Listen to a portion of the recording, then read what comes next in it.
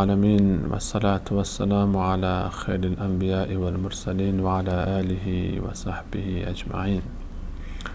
اللهم صل على محمد وعلى آل محمد كما صليت على إبراهيم وعلى آل إبراهيم إنك حميد مجيد، وبارك على محمد وعلى آل محمد كما باركت على إبراهيم وعلى آل إبراهيم إنك حميد مجيد. عرض سلام و ادب و احترام دارم خدمت همه شما بینندگان عزیز و ارجمند و با شما هستیم با یکی دیگر از برنامه‌های تجلی اخلاق اسلامی در قرآن کریم. اگر به خاطر داشته باشید در قسمت قبلی درباره رسول الله صلی الله علیه و سلم و اخلاق و آدابی که یک انسان مسلمان در قبال پیامبر خودش باید داشته باشه با هم اندک سخن گفتیم. در این قسمت از برنامه این موضوع رو بیشتر با هم بررسی خواهیم کرد. در ضوء آیات قرآن کریم یکی از مهمترین آیاتی که در این باره باید بررسی بشه آیه 6 سوره مبارکه احزاب، آیه که الله تعالی در اون آیه می‌فرماید النبی اولی بالمؤمنین من انفسهم و ازواجه امهاتهم. رسول الله صلی الله علیه و سلم از جانها و نفسهای مؤمنین بر اونها اولاتره، یعنی مهمتره. مسلمان ها باید رسول الله صلی الله علیه و سلم رو بیشتر از جان خودشون دوست داشته باشن. مسلمان ها باید رسول الله صلی الله علیه و سلم رو بر جان خود و خانواده و فرزندان خود باید ترجیح بدن. این آیه رو اگر با آیه 24 سوره مبارکه توبه کنار هم بگذاریم، در اونجا الله تعالی فرمود بگو پیامبر من به مسلمین به مؤمنین برسان ان کان آباؤکم و ابناؤکم و اخوانکم و ازواجکم، اگر پدران شما، نیاکان شما، اگر فرزندان شما، نوادگان شما، اگر برادران و خواهران شما، اگر همسران شما و عشیرتکم و اموال اقترفتموها و قوم و طایفه شما و مالهایی که به دست آوردین و تجارتون تخشون کسادها و از اون تجارتی که از کساد شدنش میترسید و مساکن ترضونها و اون خانه هایی که شما رو در خود جای داده و شگفتی شما رو برانگیخته و شما رو شیفته خود کرده. احب الیکم من الله و رسوله، از الله و از پیامبرش برای شما محبوب تره. فتربصوا حتی یأتی الله بامره، پس منتظر باشید تا الله تعالی امر خودش، عذاب خودش رو بر شما نازل بکنه. والله لا یهدی القوم الفاسقین، الله فاسقین رو هدایت نخواهد کرد. در این آیه الله تعالی با صراحت تمام میفرماید که جان مسلمین که هیچ، خانواده، فرزندها، قوم و فامیل، طایفه، ثروت، مال، تجارت، خانه، هر اون چیزی که تو دنیا دارن نباید از رسول الله صلی الله علیه و سلم برای اونها محبوب تر باشه و همچنین از الله تعالی. اگر کسی فرزند خودش رو بیشتر از رسول الله صلی الله علیه و سلم دوست داره، اگر کسی پدر، مادر، همسر، دوروری های خودش، هر چیزی که متعلق به اون رو بیشتر دوست داره از رسول الله صلی الله علیه و سلم، باید فکر اساسی به حال خودش بکنه، باید تجدید نظر بکنه در ایمان خودش، باید تجدید نظر بکنه در اعتقاد خودش. شاید خب هیچ وقت کسی ادعا نکنه که من متعلقین خودم رو بیشتر دوست دارم از رسول الله صلی الله علیه و سلم، اما وقتی که در میدان عمل در دوراهی انتخاب بین رسول الله صلی الله علیه و سلم و دستوراتش و دینش و اوامرش قرار میگیره و از این طرف متعلقینش پدر، مادر، خواهر، برادر، همسر، علی الخصوص مال، تجارت، خانه، زندگی و این رو انتخاب میکنه، قسمت دوم رو انتخاب میکنه، باز هم این شخص با اون شخص اولی که به زبان بیاره که من اینها رو بیشتر دوست دارم فرقی نداره. در عمل باید رسول الله صلی الله علیه و سلم و دستوراتش و سنتش ارجحیت داشته باشه بر هر چیزی که ما در دنیا داریم، بر هر چیزی که ما در دنیا داریم. اگر شخصی مادر مهربانی، پدر بزرگواری صبح میره که فرزند خودش رو بیدار بکنه تا فرزند نماز بخونه، نباید به خاطر دلسوزی های بیجا مادر فرزند خودش رو بیدار نکنه. فرزند خوابیده، پسرم مشکل داره، پسرم خسته است، پسرم مریض، بهانه‌های مختلف. روزه نمیگیره، روزه نگیر خسته میشی، مریض میشی. این ترجیح فرزند بر حکم الله و رسولش. وقتی به اون گفته میشه مال زکات بده، صدقه بده، انفاق بکن، دستش نمیره به جیبش. ترجیح مال بر خدا و رسولش، اونها ترجیح بر خدا و رسولش. و حتی جهاد در راه خدا، اون چیزی که لفظ آیه جامون، بر الله و رسولش و جهاد به تلاش در راه الله. اگر شخصی خواسته همسر خودش رو ترجیح میده بر خواسته خدا و رسولش، همه اینها داخل تحت این آیه. رسول الله صلی الله علیه و سلم باید از جانهای ما، مالهای ما، متعلقین و بستگان ما، ثروت ما، خانه ما عزیزتر باشه برای ما. و انس بن مالک رضی الله عنه بنابر روایت بخاری فرمود که رسول الله صلی الله علیه و سلم فرمودن والذی نفسی بیده، قسم بون ذاتی که جان من در دست اوست، لا یؤمن احدکم حتی احب الیه من والده و ولده و الناس اجمعین. هیچگاه ایمان شما کامل نمیشه، مؤمن خوانده نمیشید مگر اون وقتی که من رسول الله صلی الله علیه و سلم نزد اون از پدرش، از فرزندانش، از تمامی مردم محبوب تر باشم، من رو بیشتر دوست داشته باشم. دوست داشتن رسول الله صلی الله علیه و سلم اتباع از سنت رسول الله صلی الله علیه و سلم. به آیه 6 سوره مبارکه احزاب برگردیم. النبی اولی بالمؤمنین من انفسهم و ازواجه امهاتهم. نه تنها که رسول الله صلی الله علیه و سلم رو دوست داشته باشه، ذات رسول صلی الله علیه و سلم رو، بلکه همسران رسول الله صلی الله علیه و سلم که همون مادران مؤمنین طبق این آیه. و ازواجه امهاتهم، امهات مؤمنینی که قبلش ذکر شد در این آیه. همسران رسول الله صلی الله علیه و سلم مادران مؤمنینن. به همراه شدن این لفظ امهاتهم یک نکته ظریف رو ما میرسانه که نه تنها رسول الله صلی الله علیه و سلم باید بر اونها ارجحیت داشته باشه، که همسران رسول الله صلی الله علیه و سلم هم فراموش نشن که اینها هم همسر همچین شخصی هستن. اینها مادران مؤمنینن. احترام اونها باید رعایت بشه، محبت نسبت به اونها باید رعایت بشه، حرمت اونها باید رعایت بشه. کسی حق نداره دهن درازی بکنه، کسی حق نداره توهین بکنه. انسان مؤمن حق نداره نسبت به مادر خودش بی احترامی بکنه. انسان مؤمن حق مادر خودش رو باید رعایت بکنه. رسول الله صلی الله علیه و سلم درباره اهل بیت خود امت رو بسیار تاکید فرمود. اذکرکم الله فی اهل بیتی، اذکرکم الله فی اهل بیتی، اذکرکم الله فی اهل بیتی. بارها و بارها امت رو خطاب فرمود که الله رو برای شما یادآوری میکنم، از الله بترسید. درباره اهل بیت من، اهل بیت رسول الله صلی الله علیه و سلم، خانواده رسول صلی الله علیه و سلم هستند. اهل بیت مصداق اولش همسر انسانه. در آیات مختلف قرآن کلمه اهل بیت و کلمه اهل به همسر اطلاق شده.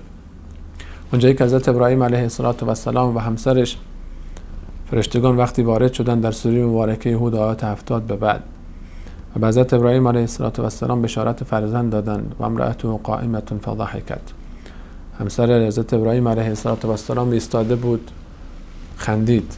در سن بالای 80 حضرت ابراهیم علیه السلام و همسرش چگونه فرزنددار میشن، از این لبخند زد و گفت یا ویلتا االد و انا عجوز و هذا بعد شیخا. آیا من پیرزن و این همسر فرتوت من پیرمرد، آیا ما فرزنددار خواهیم شد؟ فرشتگان در جواب گفتن اتعجبین من امر الله، ای زن آیا تعجب میکنی از امر الله؟ رحمت الله و برکاته علیکم اهل البیت. رحمت الله، برکات الله نصیب شما باد ای اهل بیت. کلمه اهل بیت به یک زن اطلاق شده در اینجا، اونم همسر ابراهیم علیه السلام. در جاهای دیگر قرآن درباره داستان یوسف علیه السلام هنگام فرار از دست زلیخا زن عزیز مصر، وقتی که پشت درهای بسته اون قصد شوم رو داشت زلیخا، و حضرت یوسف علیه السلام پا به فرار گذاشت و در آخرین در وقتی در باز شد پیراهن یوسف از پشت پاره، شوهر زلیخا از اون طرف آمد. زلیخا به خاطر دفاع از خودش متهم کرد حضرت یوسف علیه السلام رو و گفت قالت ما جزاء من اراد به اهلک سوءا. جزای اون کسی که به اهل تو، به اهل بیتت، به خانواده تو قصد بد داشته چیست؟ اینجا هم کلمه اهل برای یک زن استفاده شده. حضرت موسی علیه السلام رو در سوره مبارکه طه الله تعالی می‌فرماید وقتی که با همسر خود در مسیر میرفت، وقتی به همسر خود گفت اذ قال لاهلهم کثوا، به اهل خود گفت شما اینجا بایستید. کلمه اهل چون جمع به کار میره، فعل‌هایی هم که مرتبط به اهلن جمع به کار میرن در قرآن. اهل بیت رسول الله صلی الله علیه و سلم در مصداق اولش، در وهله اولین مصداق‌های اهل بیت همسران رسول الله صلی الله علیه و سلم، خدیجه کبری، عایشه صدیقه، حفصه و بقیه همسران رضی الله عنهن اجمعین. انسان مسلمان باید نسبت به همسران پیامبرش، نسبت به مادران خودش ادب و احترام را رعایت بکنه. انسان مسلمان نباید دهان درازی بکنه و متهم بکنه مادران خودش رو به فسق و فجور و گناه و ارتداد. علل خصوص کسانی که دهان درازی میکنن به ام المؤمنین عایشه صدیقه رضی الله عنها، کسی که از بالای 7 آسمان برائتش در اون تهمتی که ایشون زده شد در سوره مبارکه نور آیات 11 تا 27 نازل شد. انسان مسلمان چطور میتونه مسلمان باشه در حالی که به اهل بیت پیامبر خودش توهین میکنه، اهل بیت پیامبر خودش رو متهم میکنه؟ نه تنها همسران پیامبر اکرم صلی الله علیه و سلم، دختران رسول الله صلی الله علیه و سلم، فرزندان رسول الله صلی الله علیه و سلم، نوادگان رسول صلی الله علیه و سلم و در رأس اونها سرداران جوان بهشت حسن و حسین رضی الله عنهما. اهل بیت رسول الله صلی الله علیه و سلم باید مورد احترام قرار بگیرن به معنای عامش، همسران، فرزندان، بستگان، و به دیده احترام به اونها نگریسته بشه. این هم یکی از وظایف دیگری است و یکی از اخلاقهای مهمی که انسان مسلمان باید در قبال پیامبر اکرم صلی الله علیه و سلم رعایت بکنه. بابام باشید بعد از یک میان برنامه.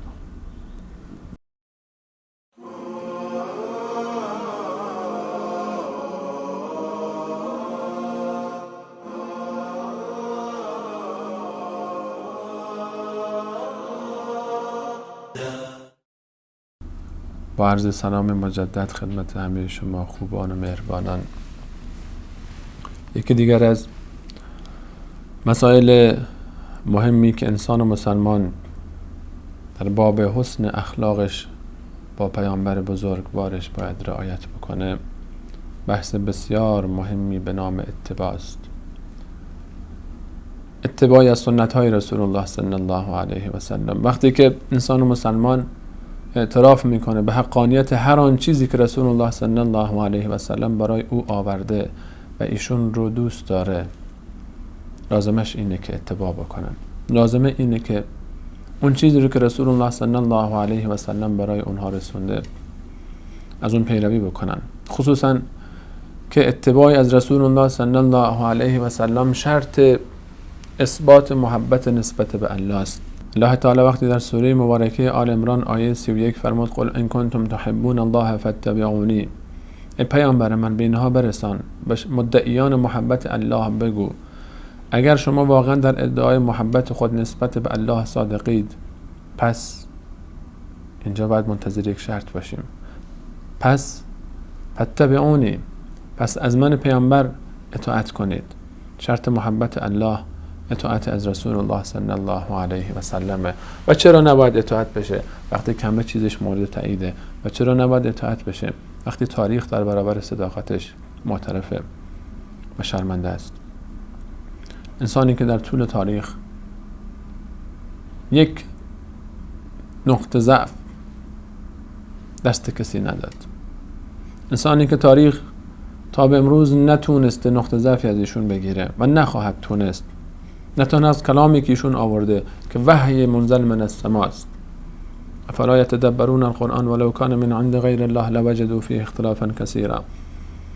آیا درباره قرآن تدبر نمی‌کنند که اگر از جانب غیر الله می بود در او اختلاف‌های زیادی می‌یافتند؟ 82 نساء.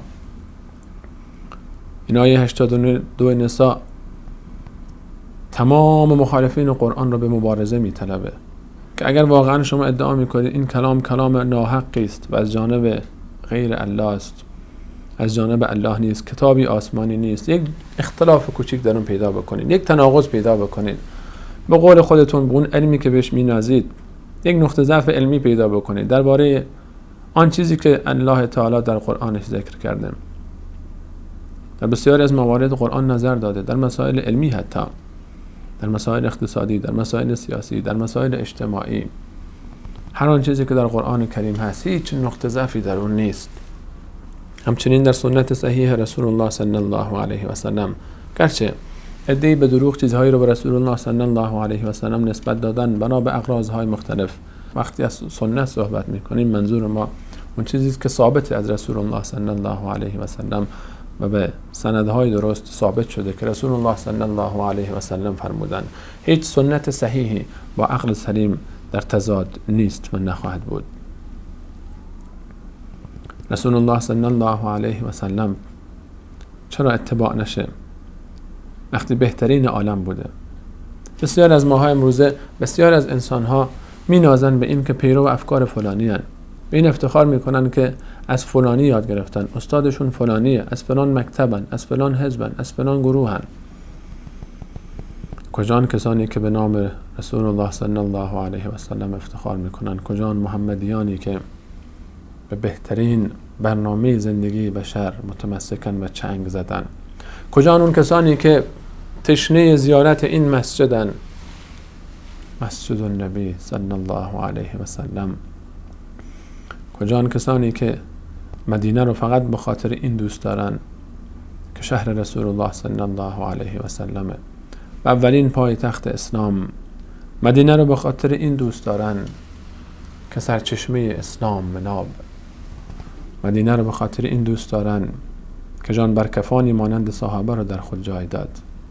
مدینه رو به خاطر این دوست دارن که آرامگاه رسول الله صلی الله علیه و سلم و یاران با وفای اون ابوبکر و عمر، عثمان، حمزه، مصعب، ابو هریره، امهات المؤمنین، دختران رسول صلی الله علیه و سلم و بقیه صحابه بزرگوار رسول صلی الله علیه و سلم.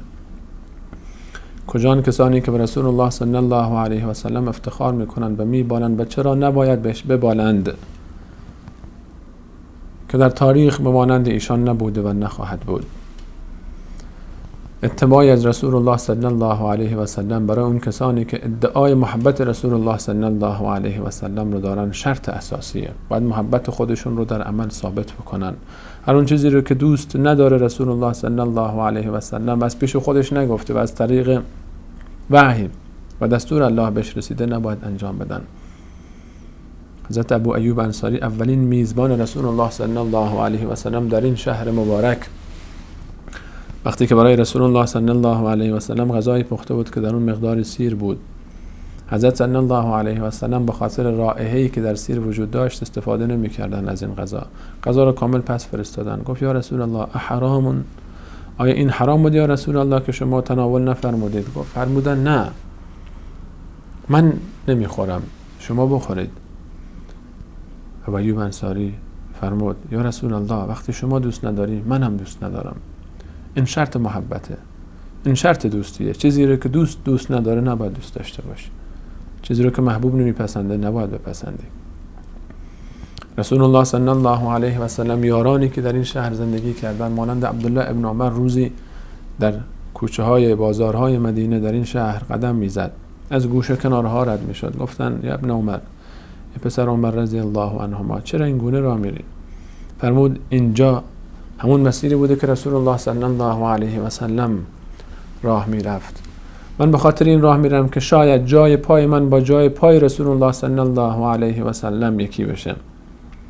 حتی وقتی سواری بود با سواری خودش در کوچه های مدینه میگشت، میپرسیدن برای چی این کارو میکنی؟ میگفت شاید جای پای سواری من با جای پای سواری رسول صلی الله علیه و سلم یکی بشه. گام به گام رسول صلی الله علیه و سلم پیش میرفتن. و اگر کسی این گونه باشه که گام در گام رسول صلی الله علیه و سلم بگذاره و پیرو رسول الله صلی الله علیه و سلم باشه در تمام اون چیزهایی که حضرت صلی الله علیه و سلم انجام دادن، چه حکمت‌های اونها رو بدونه و یا ندونه. گام به گام قدم بگذاره جای پای رسول صلی الله علیه و سلم.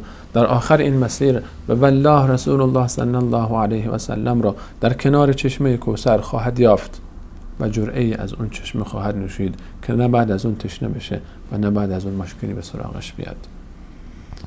و ما آتاکم الرسول فخذوه و ما نهاکم عنه فانتهوا. هر اون چیزی که رسول الله صلی الله علیه و سلم به شما آورده و فرموده از اون اطاعت بکنید و از هر اون چیزی که شما رو نهی کرده پرهیز بکنید. آیه 7 سوره مبارکه 8. و من یطع الله و من یطع الرسول فقد اطاع الله. آیه 80 سوره نساء الله تعالی میفرماید هر کسی که از رسول الله صلی الله علیه و سلم اطاعت بکنه انگار که از الله تعالی اطاعت کرده. در سوره مبارکه احزاب آیه 36 فرمود و ما کان لمؤمن ولا مؤمنة اذا قضى الله ورسوله امرا ان يكون لهم الخيرة من امرهم. هیچ مرد مسلمانی و هیچ زن مسلمانی شایسته نیست برای هیچ مرد و زن مسلمانی که وقتی ثابت شد قول الله و رسول، حکم الله و رسول در یک موردی چیست، خود رو مختار بدونه در پذیرش یا عدم پذیرش حکم الله و رسولش. انسان مسلمان نباید وقتی بهش گفته میشه الله این گونه فرموده، پیامبرش این گونه فرموده، بیاد و بگه من حالا ببینم چی میشه، حالا ببینم فکر بکنم، ببینم با مصالح من میخوره یا نمیخوره، اگر من این کارو بکنم اینطور میشه، اگر من این کارو بکنم فلانی ناراحت میشه، اگر من این کار رو انجام بدم فلانی رو شاید از دست بدم. اصلا دو دل نیست. مؤمنین وقتی در مقابل قول الله و رسولش قرار میگیرن یک جمله میگن شنیدیم و اطاعت میکنیم. شرط محبت اینه. وقتی خبر میشن که محبوب چی دوست داره سریعا عمل میکنن، سریعا بهش چنگ میزنن. یا ایها الذین آمنوا اطیعوا الله و اطیعوا الرسول و اولی الامر منکم. ای کسانی که ایمان آوردید از الله و از رسولش صاحب این مسجد مبارک اطاعت بکنید. از کسانی که اولیای امور شما هستند، صاحبان امر شما هستند. فإن تنازعتم فی شیء، اما اگر در راه اطاعت با ولی امر، کسانی که صاحبان امور شما هستند، دچار مشکلی شدید، نزاع بین شما و اون شخص پیش اومد، فردوه الی الله و الرسول ان کنتم مؤمنین. برید ببینید الله و رسولش چی گفتن. در مشاجرات، در نزاعها باید الله و رسولش حکم باشن. فلا وربک لا یؤمنون حتی یحکموک فیما شجر بینهم. در آیه 64 سوره مبارکه، در آیه 65 سوره مبارکه نساء الله تعالی می‌فرماید به پروردگار تو قسم هرگز اینها ایمان نمیارن، ایمان اینها کامل نیست، اینها مؤمن نخواهند شد مگر اون وقتی که شما رو در مشاجرات خودشون، در اختلافات خودشون، در نزاعی که بین اونها ایجاد شده حکم قرار بدن. کسانی که در مشاجرات خودشون حاضر نیستن که الله و رسول حکم بکنن بین اونها، حکم الله و رسول اجرا بشه، دستورات الله اجرا بشه، اگر قصاصی هست قصاص اجرا بشه، اگر کسی دزدی کرده دستش قطع بشه، اینا که حاضر نیستن این گونه بشه. حقوق بشر، حقوق بشر، حقوق بشر. اون کسی که مالش دزدی شده که مهم نیست، اون کسی که کشته شده که اصلا مهم نیست. یک نفر صدها نفر رو میکشه، اونها که آدم نیستن بلا نسبت که کشته شدن، اونها حق نداشتن، اونها بشر نبودن که حقی داشته باشن اصلا. این نفر قاتلی که 100 نفر رو کشته، این فقط سنگسار نشه، کشته نشه، این فقط اعدام نشه. شخصی که میره و حریم خانواده رو نادیده میگیره، به همسر خودش خیانت میکنه و میره گناه بزرگی رو مرتکب میشه، فساد اخلاقی انجام میده، جو جامعه رو آلوده میکنه، اون خیانتی که کرده، اون فسادی که انجام داده به جای خودش، حقوق بشر. اون کسانی که حاضر نیستن حکم الله و رسولش اجرا بشه، در مشکلات، در سختی ها حکم الله و رسول رو حکم قرار بدن در نزاعات، در مشاجرات خودشون، اینها ایمان اینها کامل نیست، اینها ایمان ندارن. الله میفرماید فلا وربک لا یؤمنون، قسم به پروردگار تو اینها اصلا ایمان ندارن تا اون زمان، مگر اون زمانی که شما را حکم قرار بدن، حتی یحکموک فیما شجر بینهم، حکم شما را، حکم الله، حکم رسول الله صلی الله علیه و سلم دقیقاً حکم الله است. هر آن چیزی که در قرآن اومده و هر آن چیزی که رسول الله صلی الله علیه و سلم به عنوان مبین قرآن، به عنوان شارح قرآن، به عنوان معلم قرآن به ما آموخته، باید احترام گذاشته بشه، باید به اون حکم بشه.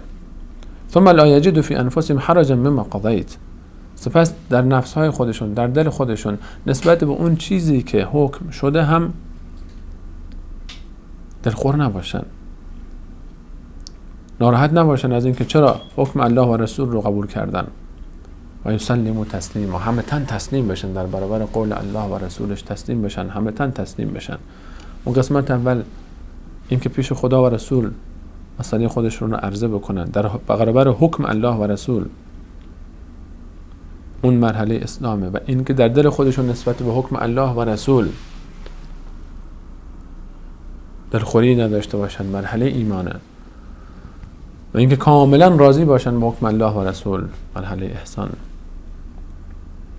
یکی از اخلاقهای بسیار مهمی که ما در برابر معلم اخلاق عالم، اسوه اخلاق بشریت رسول الله صلی الله علیه و سلم باید رعایت بکنیم، اتباع از اخلاق زیبای رسول صلی الله علیه و سلم که کان خلقه القرآن.